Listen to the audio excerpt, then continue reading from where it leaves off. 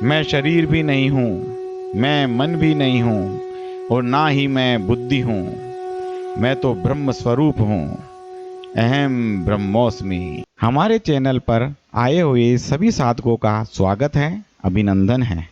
जो भी साधक जो कि योग की साधना कर रहे हैं और उन्हें किसी भी प्रकार का कोई लाभ प्राप्त नहीं हो पा रहा हो, तो उन्हें महर्षि पतंजलि कृत योग दर्शन का अध्ययन अवश्य करना चाहिए एवं उसमें बताए गए सिद्धांतों को दृष्टिगत रखते हुए योग की साधना करनी चाहिए। उन्हें अवश्य ही अपने मनोरथ में सफलता प्राप्त होगी, इसमें तनिक भी संशय नहीं है। महर्षि पतंजलि ने योग के 8 अंग बताए हैं। यम, नियम, आसन, प्राणायाम, प्रत्याहार, धारणा, ध्यान, समाधि। अब हमें योग किस प्रकार से करना है उसे हम समझेंगे। हमें पतंजलि ऋषि के अनुसार वर्णित यम एवं नियम का पालन करते हुए आसन का अभ्यास करके आसन को सिद्ध करना है। फिर स्थिर एवं सुखद आसन की स्थिति में प्राणायाम का अभ्यास करते हुए इंद्रियों को उनके विषयों से मुक्त करना है। फिर धारणा, ध्यान और समाधि तीनों को एकत्रित करने का अभ्यास करना है, जो कि संयम कहलाता है। फिर हम जिसमें संयम करेंगे हम उसी को प्राप्त होंगे। यदि हम माया में संयम करेंगे तो माया को प्राप्त होंगे, और यदि ईश्वर में, ब्रह्म में संयम करेंगे तो ईश्वर को, ब्रह्म को प्राप्त होंगे। हमें यहाँ यह समझ लेना आवश्यक है कि योग केवल शरीर और मन को स्वस्थ बनाने वाला ही नहीं है, बल्कि इसमें आत्म साक्षात्कार करके जीवन मरण के चक्र से मुक्ति पाने का भी उपाय है। यह योग शुद्ध रूप से पूर्ण विज्ञान है, यह कोई जादू टोना नहीं है। आज आवश्यकता इस बात की है कि योग के नाम पर आज जब हम आसन, प्राणायाम और ध्यान की चर्चा करें तो हमें यम और नियमों को ना भूलना चाहिए। आज योग के नाम पर आसन एवं प्राणायाम कराया जा रहा है, जबकि यह तो महर्षि पतंजलि के 8 अंगों वाले योग के केवल 2 ही अंग हैं। अतः इन दोनों को मिलाकर योग कह देना कहाँ तक सही होगा।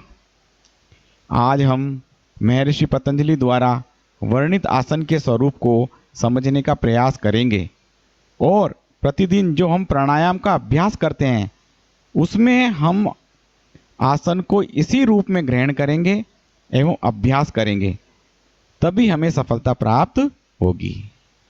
अब प्रश्न यह उठता है कि हम सब यह करें कैसे।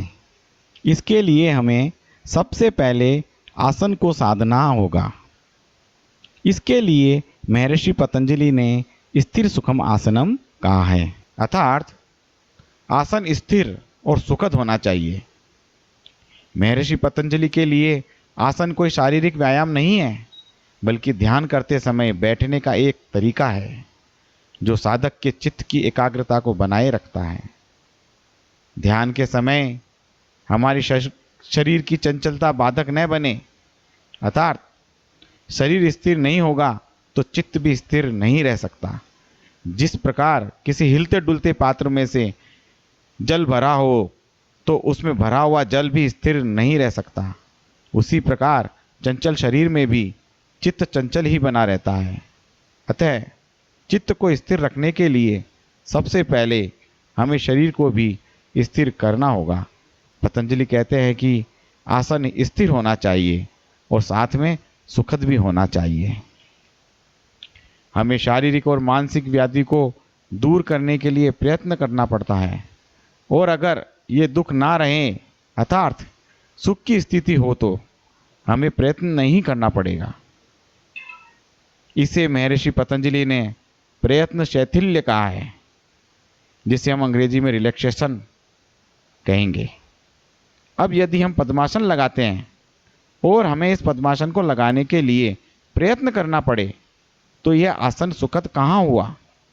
तो प्रश्न उठता है कि इस पद्मासन को सुख कैसे बनाएं।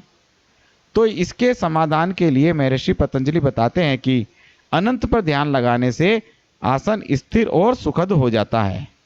अनंत का एक अर्थ परमात्मा भी है। महर्षि पतंजलि कहते हैं कि हम जिसका ध्यान करते हैं तद्रूप हो जाते हैं, अर्थात उसी की तरह हो जाते हैं। इस प्रकार के आसन से ही हम शरीर की चिंताओं से मुक्त हो सकते हैं, जो कि प्राणायाम योग के लिए अनिवार्य शर्त है। जब तक हमारा शरीर हमारा ध्यान बटाता रहेगा तब तक हम शरीर से ऊपर उठ नहीं सकते। इस तरह से हम कह सकते हैं कि आसन शरीर की चिंताओं से मुक्त हो जाने का नाम है। कल हम प्राणायाम के स्वरूप की विवेचना करेंगे। धन्यवाद।